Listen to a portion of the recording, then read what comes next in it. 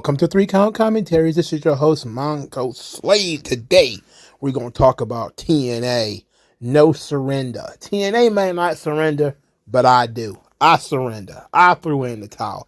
Only thing that's going to keep me going is Scott D'Amore is gone. We're going to talk about TNA, and as usual, we're also going to talk about the TNA episode of Impact before the pay-per-view.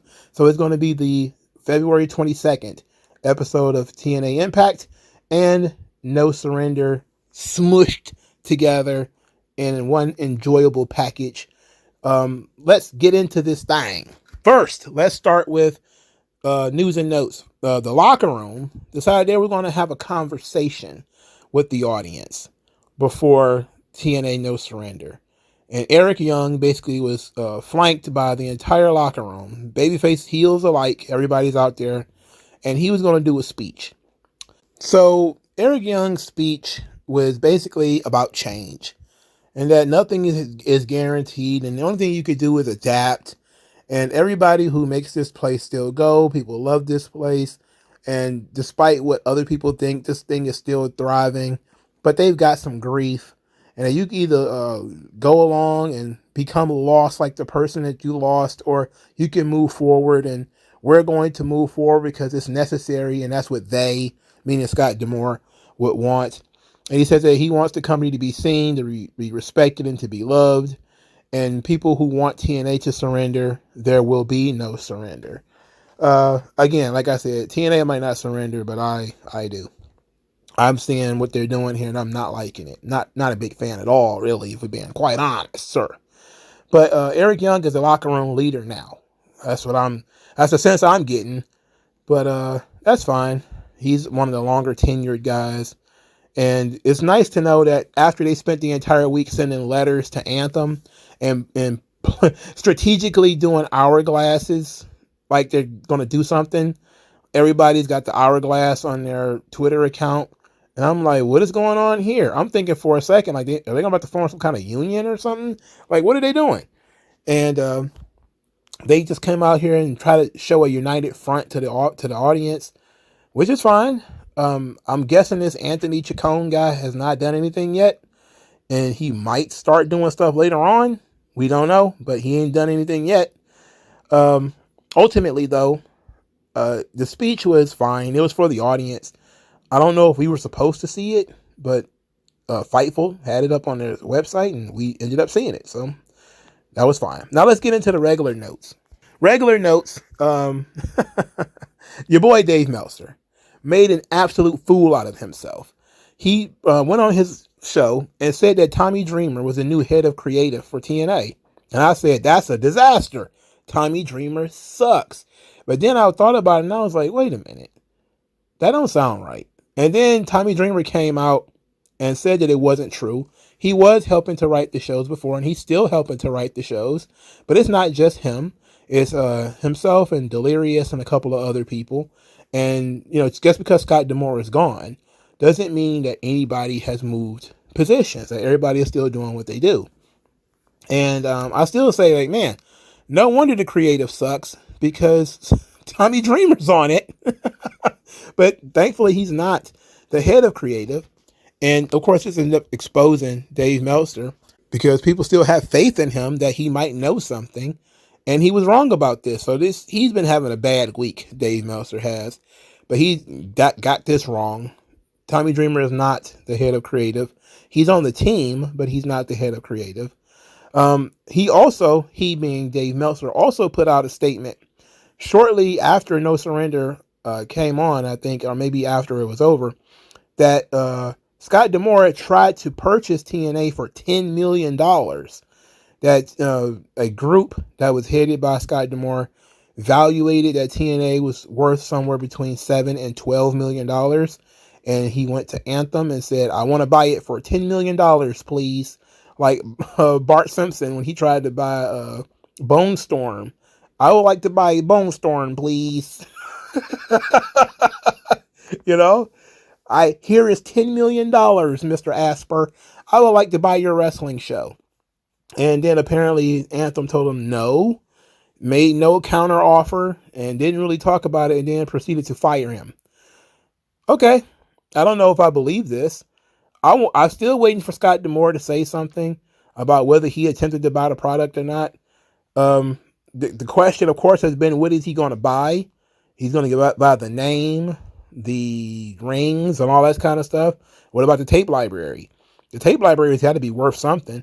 And then I do know this, they have purchased like some really old footage and added it to the TNA archives. Now, the old footage is not old TNA stuff. Recently, maybe within the last year or two, they had some of the Wrestling at the Chase, which is from St. Louis in the 80s, 70s, 60s, the Sam Muchnick days. And they posted like a really old Ric Flair match from Wrestling at the Chase on their TNA account. I'm pretty sure it's still there if you go and check. And I'm like, wait a minute, when did they get this library? Like, when did they get the library to Wrestling at the Chase? Like, where did they get that from? So they might have, who knows what kind of gems they might have in the TNA library. And I don't know if it's up on their website because I don't have access to it because I don't pay TNA to do anything. So, just a little, if somebody does, feel free to look. Is it like a somewhere where you can see if they have old footage? Because I'm pretty sure they have like some classic footage in their archive somewhere. And that stuff might be worth some money. And perhaps that is why the Aspers don't want to sell. It's because maybe he wants to buy the tape library and they invested a lot of money in the tape library. Or maybe they just want content for their network. They own Fight Network and Access and all that. And that's, plausible. It makes sense. But let's, operate as if this is true. $10 million is probably more than what TNA makes. I'm pretty sure TNA is in the hole if I would venture a guess. But also Ed Nordstrom, the guy who apparently has been the guy who's been green-lighting some big expenditures on Scott D'Amore's behalf. He used to work for Anthem. Apparently he got removed from TNA. He still works for Anthem, but he got removed from TNA in conjunction with the Scott D'Amore release. So apparently this guy and Scott D'Amore, they were working together to offer contracts to guys like Will Ospreay and CM Punk, and maybe spending more money than they have, or trying to spend more money than they have, and maybe that was the issue. I respect that Scott D'Amore tried to sign Will Ospreay and CM Punk and those guys, but he knew he didn't have the money when he did that. So why would he attempt to do that? Again, that's why I say it makes more sense for us to wait for Scott D'Amore to see what he has to say and what he's going to say, because he's going to be able to clear up some of this stuff. Did he actually try to buy the company? How much money was he given, or was he able to negotiate with in terms of trying to sign a Will Ospreay or a CM Punk? Neither one of whom was coming to them anyway. Punk wasn't coming in unless he was going to get like an ownership stake. And Will Ospreay was, come on. Tony Khan would have given that guy half of fucking Miami in order to get him to show up at AEW, because he absolutely values him that much. So they were completely not going to sign Will Ospreay, but who knows? But it really doesn't make any sense to speculate because we don't know what Scott D'Amore is going to say. So first match on the show, number one contender for the TNA World Championship at Sacrifice, Eric Young versus Frankie Kazarian. Now, this feud began when they were tag team partners, and Frankie Kazarian turned on Eric Young and beat him up for no good reason. I still don't understand fully why Kazarian attacked Eric Young and was doing all this stuff, and Eric Young doesn't really understand either. So let's go to the Thursday show, because I wanted to make sure I wasn't missing anything. Kazarian did do a live promo, I think the week before. Well, not a live promo, it was a promo in the ring, but it was on a taped show where he kind of explained that, I don't remember. It was a long time ago. Anyway, Frankie Kazarian had to have a face-to-face with Eric Young. He came out there and says that, Eric Young wanted to have a fight. He didn't want to fight. And it says that, they are both been around long enough to have ghosts in their past. And here's a ghost from Eric Young's past since he wants to fight. And out comes Big Damo, who was Insanity with Eric Young in WWE NXT. And I was like, oh, that's a surprise. Heavens to bet Triple H doesn't do surprises unless it's, CM Punk or some shit. And AEW doesn't know how to do video packages, and TNA does both of these things. How be damned, right? So the match on the show was Big Damo versus Eric Young. And not that interested in Big Damo, to be quite honest, but I was interested in how they would do this. Like, is he going to be muscle for Frankie Kazarian? Like, how's this going to happen? Nope, Eric Young just beat him. He just beat him with a pancake. That move DDP used to just do before the Diamond Cutter. It's not a pile driver. It's like a flapjack. I'm like, oh, Big Damo, that sucks. After the match, Eric Young, he challenged Kazarian at No Surrender. It says he doesn't fully understand why Kazarian is doing what he's doing, but he knows himself well enough to know that this is not going to end well for Kazarian. Okay, so that kind of gives you the idea that they're going to have some kind of violent fight at the pay-per-view. Big Damo was a nice surprise. I hate that they ruined it by basically having him lose immediately to Eric Young and then just letting it be. It's like, this could have been something. This could have been like a longer form storytelling where you probably could have brought in, what is his name? His name is Axel Tischer in WXW over in Europe. He was in Sanity as well. You could bring all those guys back and have Eric Young fight them. That could have been fun. You could have just had Big Damo get a disqualification here or something and maybe used him for something else later, but they beat him. So there you go. You're worthless. Anyway, the number one contenders match, Eric Young versus Frankie Kazarian, was the first match on the show, and I hated it. It was so long. Couldn't have cared less. I don't like either one of these guys. I made it clear on pretty much every TNA review that I do. I hate their roster. I try to watch the program because I try to watch the people that I like. But Eric Young, I fucking hate Eric Young. He sucks. He's boring as shit. I don't think he adds anything to the product anymore. He wants to be a locker room leader or something. That's fine. Lead the locker room somewhere else. Lead the locker room into unemployment if this is what you want to do.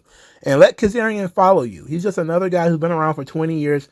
Guy who's a 20-year mid-carder is still hanging around doing nothing. And then they booked this thing up like it was supposed to be a violent fight. They end up having really a standard wrestling match that Eric Young wins because Kazarian was complaining to the referee, and Eric Young snuck up behind him with a roll-up in a crucifix and pinned him.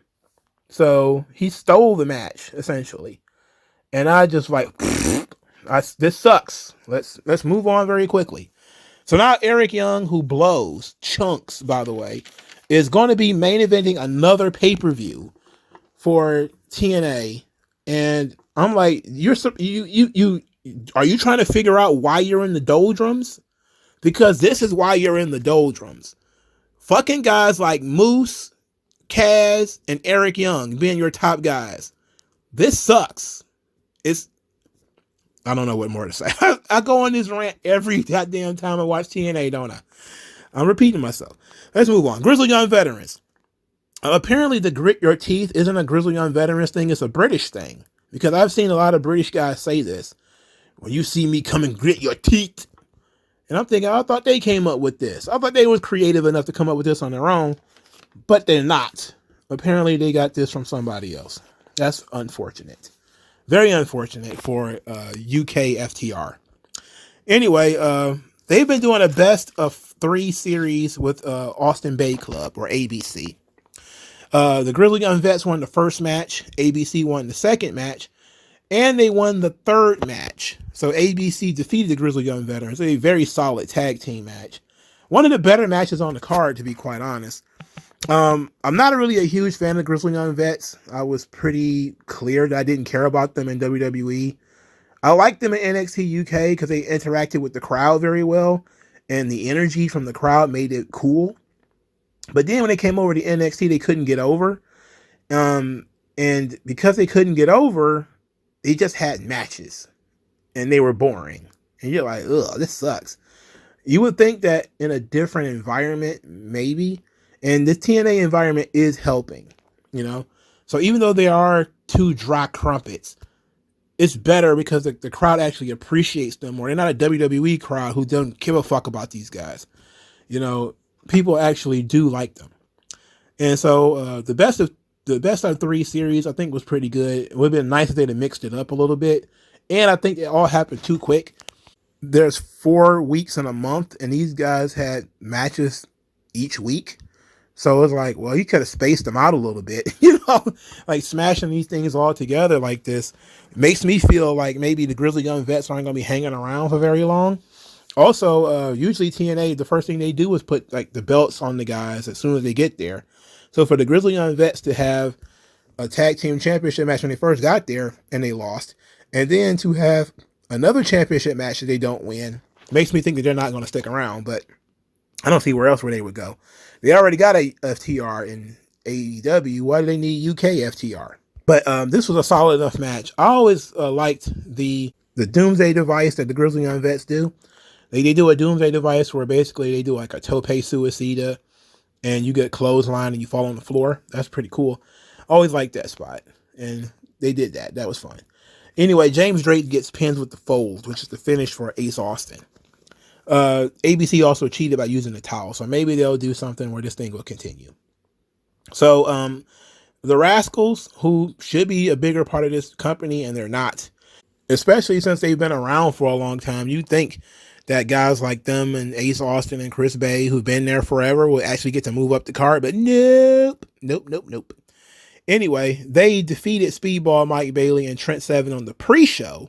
I didn't watch the pre-show, so I didn't see that.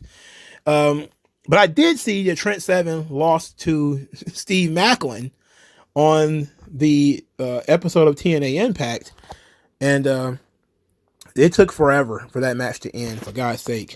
I think I may have even started fast forwarding through it. It took forever. Trent Seven used to be in British Strong Style with Pete Dunne and Tyler Bate. And those two guys, two of those three are stinking it up in WWE, absolutely getting on my nerves. And then they brought in Trent Seven into TNA. Oh my God. Anyway, that's what happened. That's a thing. Khan, who is Connor of the Ascension, he went into a disqualification or a no contest or whatever with PCO, the 60-year-old Frankenstein, who they still book this guy. I can't believe it. He's still taking really dumb spots. Khan is trying to break his neck with the neck crank and all this. It's ridiculous. It's two big slow dudes having two big slow dudes match. Again, PCO was in his 60s. Enough's enough, dog. It's time to put that old horse out the pasture. And Connor from the Ascension, I don't know what you could do with him. I just don't see anything in that guy or whatever. But they're going to continue to feud. That's why the match ended in no contest. And Khan keeps trying to break PCO's neck. But he's not human. He's not mortal or whatever. This match sucked. The Motor City Machine Guns were backstage with Kevin Knight and Kushida as Alex Shelley was telling them not to throw in the towel. And I did not understand what was going on until I watched the episode. So I was like, okay, it goes to show how dumb I am. I watched the pay-per-view before I watched the episode, right? So on the episode of TNA Impact, there was a 6-man tag. It was The System, whose gimmick is The System Works. They don't dress alike.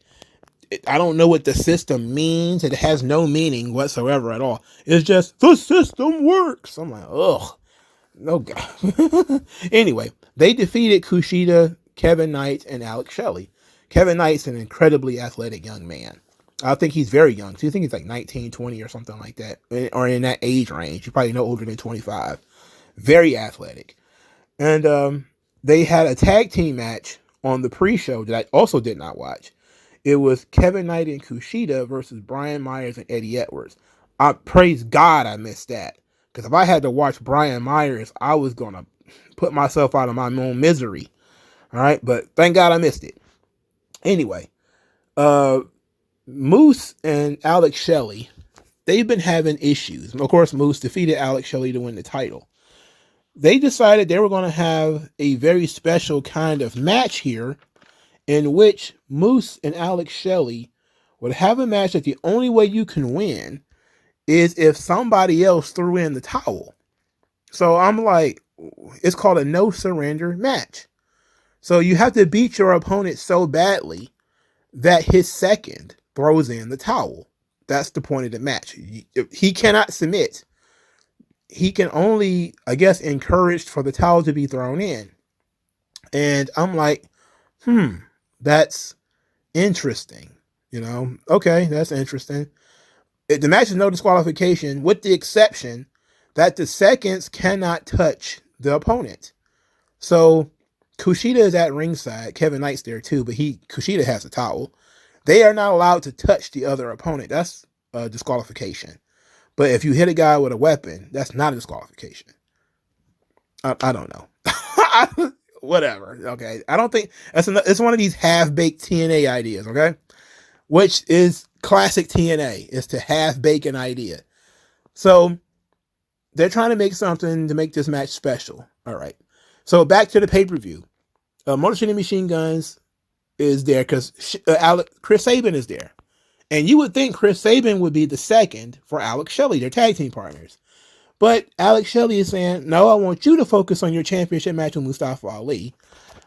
Kushida's going to be my second. He's going to be the guy I'm going to give the towel to. Kushida, do not throw in the towel. So they have the match later in the show, which is Moose versus Alex Shelley. No disqualification, no surrender match.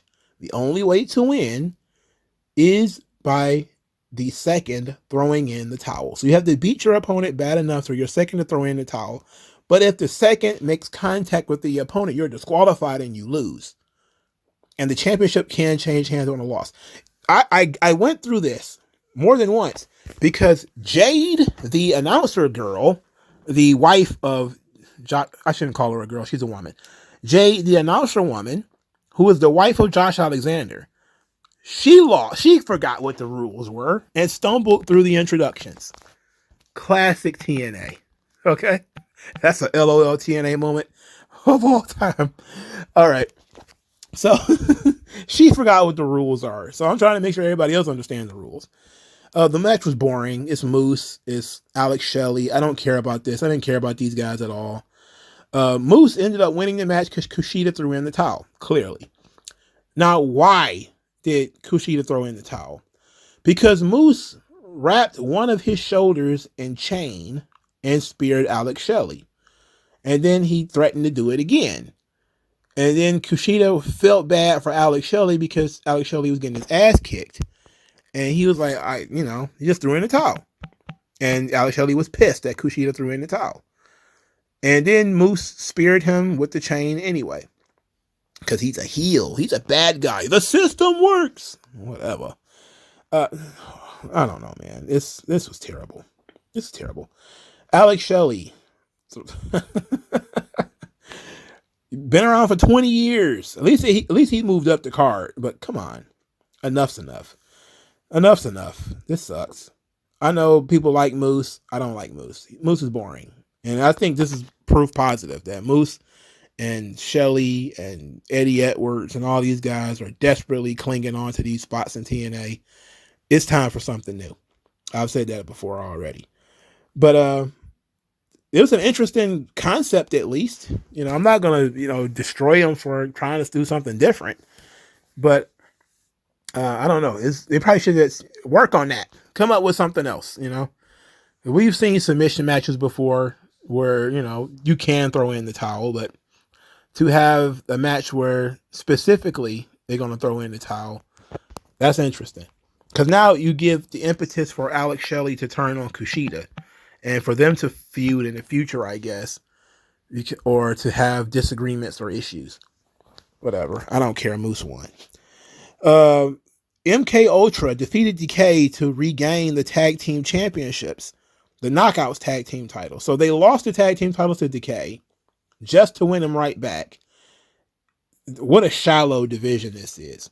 Now, Jody Threat and Danny Luna, who looks like a teenage girl and her mom, they're the they're upset. They were on the Thursday show, upset that they're not getting a tag team title shot, even though they beat MK Ultra.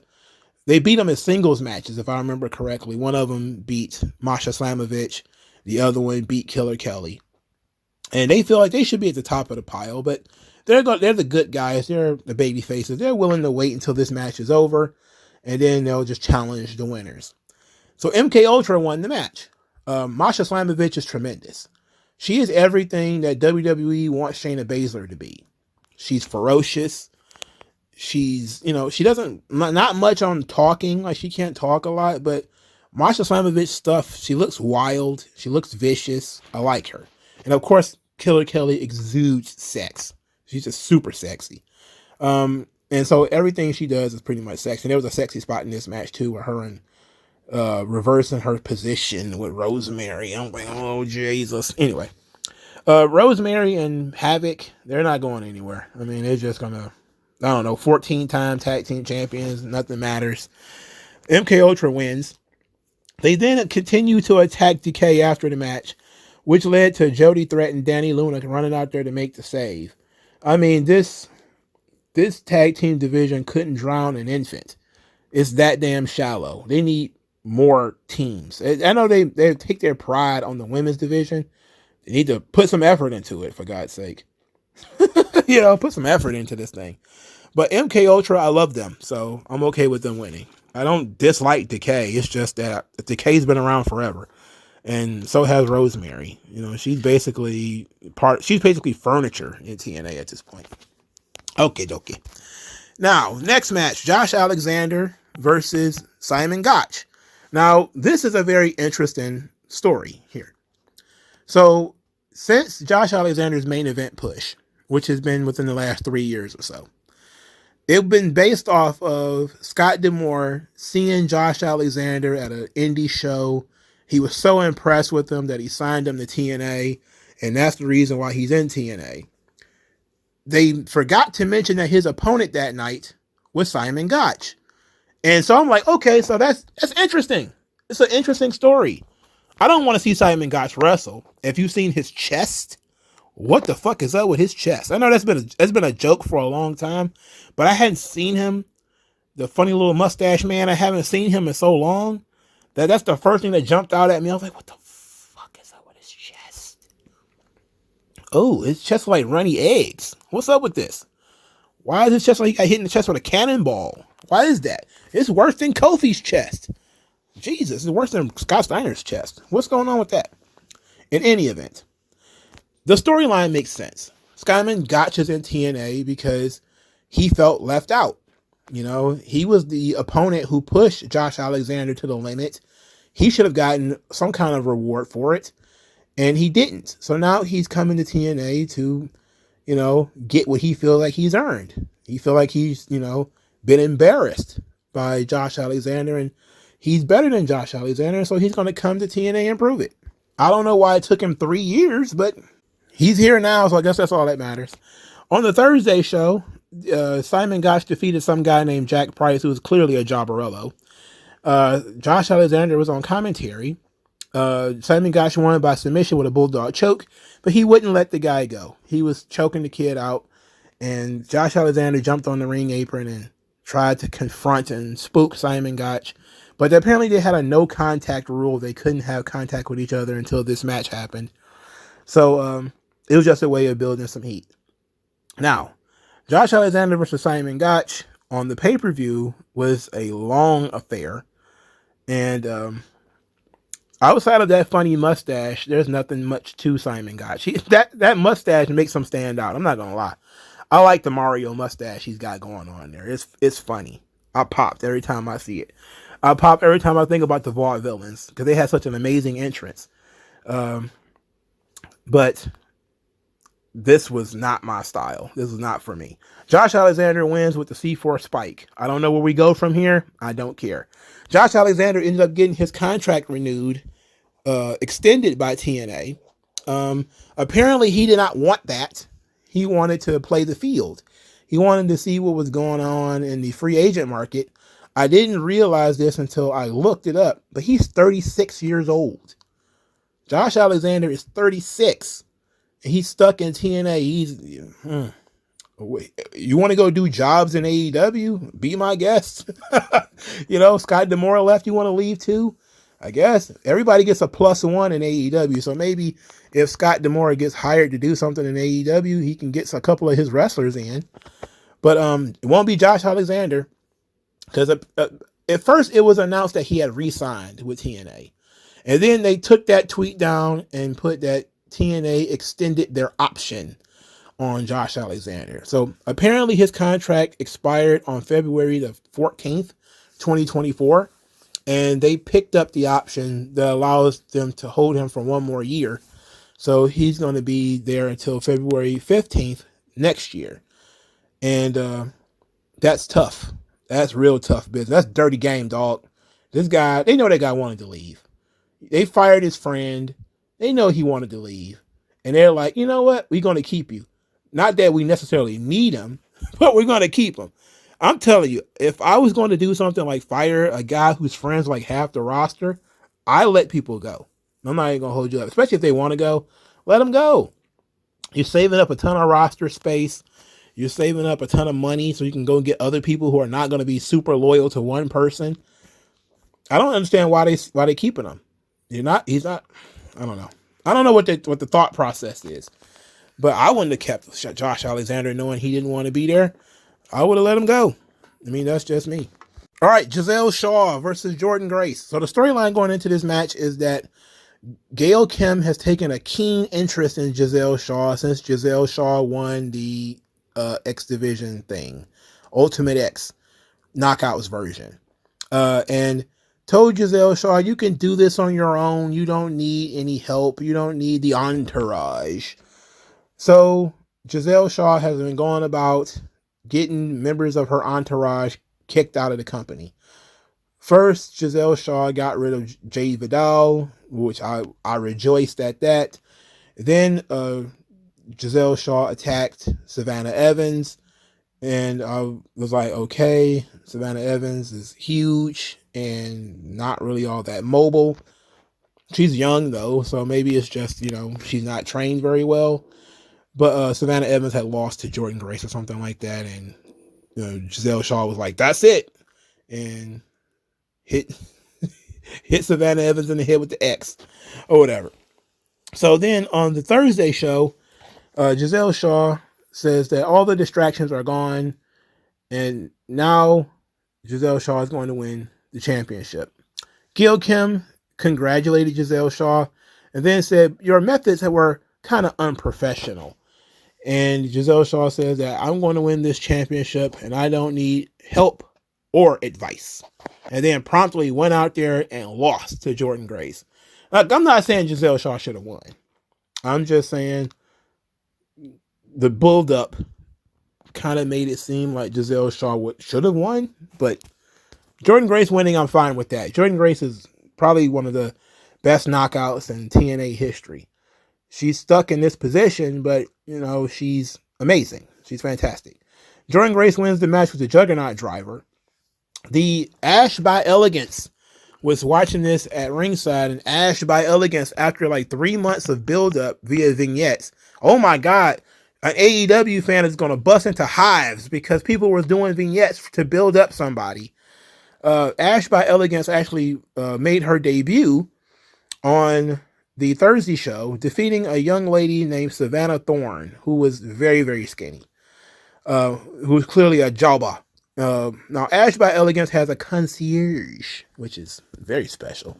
She's a very important person. She has a concierge who does her ring introductions, and that guy's pretty good. He's pretty good at his job. Everybody who thought Ash by Elegance was basically just timeless Tony Storm, I don't see it. She has the elegant element of the character to a degree, but it's not Hollywood at all. It's mostly just she's a rich bitch, and that's kind of it. Kind of the same as all the other glamorous chicks that you may have seen. To a degree, it's like White Diamonds commercial, like Elizabeth Taylor kind of stuff. Like that's kind of, I guess, where she's going with it. So it's glamorous in a Hollywood way, but it's not she's not like a movie star like Toni Storm is. Anyway, she was just watching the match, and she, of course, watched Giselle Shaw lose. So Ash by elegance is likely the next opponent for Jordynne Grace, and that's fine with me.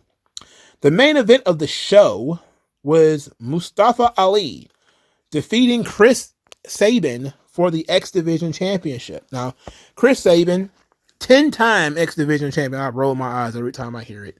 He defeated Jason Hutch of the Good Hands in the first match of the Thursday show on TNA. He's been singled out for attack by Mustafa Ali because Mustafa Ali is a visionary and he is in his prime. He's going to bring hope to TNA because TNA must embrace change, and he wants to make TNA great again because he's a politician. That's his gimmick. And he comes out to the main event match with Secret Service. Huge pop. As soon as I saw Secret Service with Mustafa Ali, I popped. I'm not even going to hold you up. I was like, this is ridiculous. Huge pop. This guy, all right, okay. He's winning. I'm not paying attention too much to a lot of his promos and stuff like this because I don't know what the hell he's talking about. But when you show up with Secret Service, I'm like, he's committed to the gimmick. I'm with that. I'm with it, all right? The match itself was pretty good. Chris Sabin's a good wrestler. This being the main event, I guess something had to close the show, and they're banking on Mustafa Ali now. Ali wins the match with a sunset powerbomb followed by a 450 splash. He was vascular in this match too. He was muscular as hell. He was bigger than Sabin. He looked like a guy who was bigger than Sabin. The point of this whole thing was to take TNA back to its roots, and a signature division for TNA has been the X Division.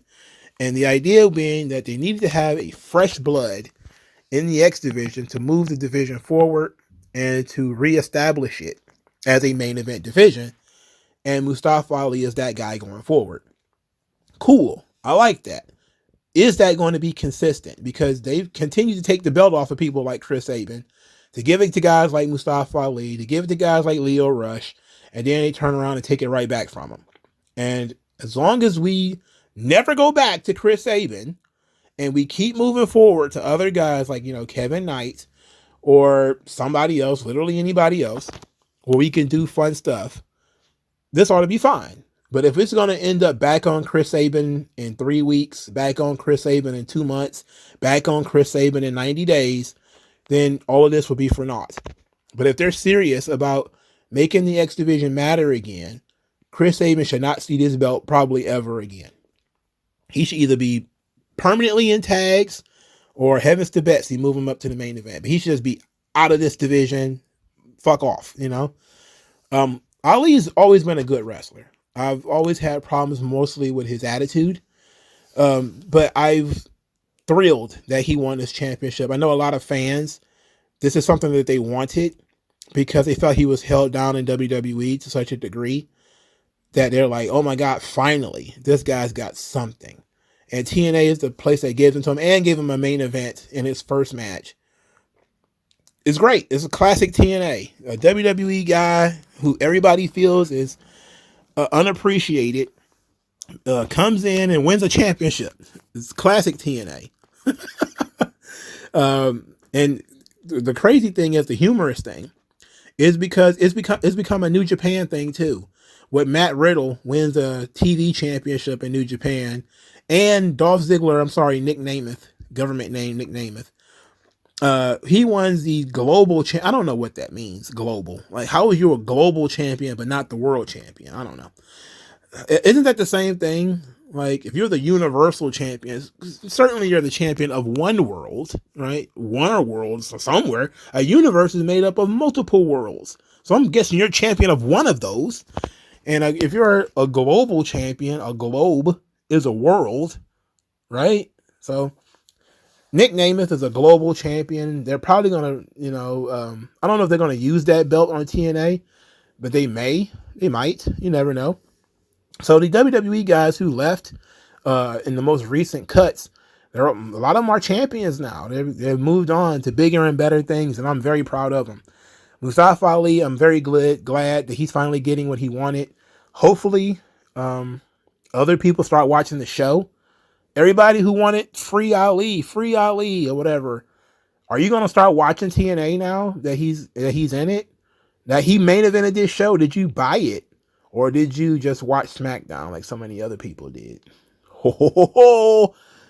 Mongo's asking their tough questions. Anyway, I know the answer to those questions already. Come on. Probably not 1 or 2 extra buys on this goddamn show. Anyway, Mustafa Ali versus Chris Sabin was really good. Of course, it was the match of the night. The tag team match was the second best match on the show. And that was pretty much it. TNA is okay. It's not a terrible product. I rip it a lot because I don't care about these guys that they have and they consistently push on the product. But some of the young guys, and I like that they do different things.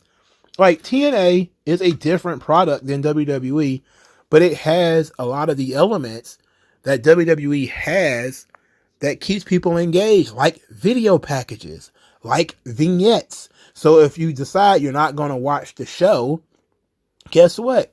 Or you miss an episode or you miss a detail or something, they recap it. So, oh my God, it's easy to pick back up. You can not watch this thing for a couple of weeks and then you can pick back up. Or if you haven't watched it before, you know what's going on because you see a video package and it doesn't take you very long. AEW fans are allergic to them though. They feel like, oh, what are you, a baby? You a little bit of baby. You need a teaspoon of video packages to catch up with your storyline. It's like, yeah, we do actually. People have lives. People are not always looking at the screen, right? People go to the bathroom. We don't just sit there and piss ourselves. Sometimes when nachos or whatever fall on your chest, you may actually look down and wipe it off and miss something. For God's sake. I'm not sitting here like a Clockwork Orange staring at the screen. It doesn't hurt to show a video package. For Christ's sake. Anyway, I'm looking forward to this next set of tapings, which will be the Anthony Chacon tapings. So we've already seen that. I don't know how. I guess he's still working off of the playbook that Scott D'Amore left in place because it's the same creative team. But it may take a while. Maybe it's going to take a little bit more time before this Chacon guy starts getting in there and changing stuff. But I see that Eric Young being in the main event of the next pay-per-view that's not good. It's not a good direction. We seem to be in the same situation we were in before, where we just have all these old guys and they're standing at the top of the card. It's not good. But I'm gonna keep hanging in there. I went through TNA when they were doing really bad. It's not doing as bad now. Like it was really terrible a couple of years ago. It's not as bad now, but the talent is not people I really necessarily want to see. But they still do have guys that I do want to see. I hope they get a chance to move up. And that's always been my thing, is I always want to see new talent get an opportunity. TNA has been the worst at giving new talent opportunities. They've been great at giving underutilized WWE or AEW talent an opportunity. They have been the shits at moving up their own guys. They've been the shits at actually finding new talent and building them on their own. But you bring in a Dolph Ziggler or a Mustafa Ali, oh yeah, absolutely. But developing Chris Bay, nope. He's been there for 3 years, thereabouts. Ace Austin been there for 3 years, not developed these guys at all. Developing guys who've been in WWE before, yeah. So that needs to change. Until they change that, TNA will still be LOL TNA, and it'll always be the third brand. You need to move up some guys. All right. Thank you guys for your time. I'll talk to you guys later, man. Peace out.